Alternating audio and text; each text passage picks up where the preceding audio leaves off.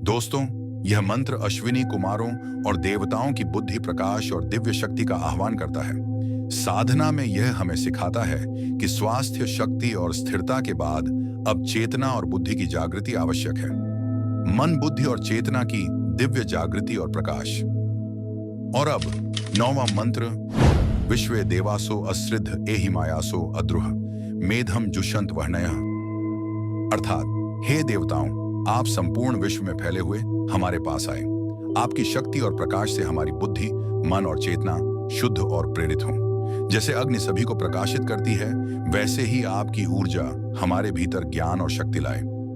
गहराई से देखें तो विश्व देवा यानी साधक के भीतर के देवगुण, साधना में ये देवगुण सत्य, श्रद्धा, एकाग्रता, करुणा धीरे धीरे प्रकट होते हैं।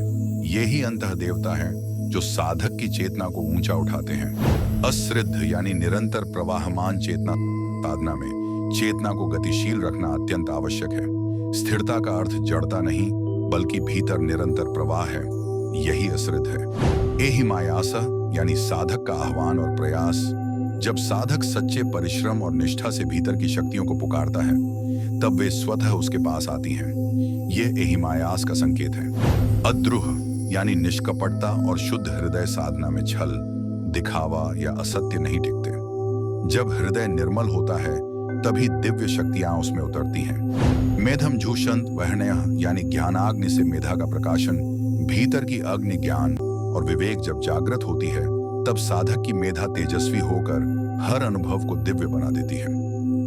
इसीलिए यह मंत्र हमें सिखाता है कि जब साधक निष्कपट भाव से निरंतर प्रयास करता है, तब उसके भीतर की दिव्य शक्तियां जागृत होकर उसकी मेधा को प्रकाशित करती हैं। वहीं से सच्चा ज्ञान और प्रकाश आरंभ होता है।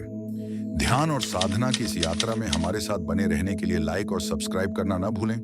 हर मंत्र आपके जीवन में ऊर्जा और संतुलन ला सकता है।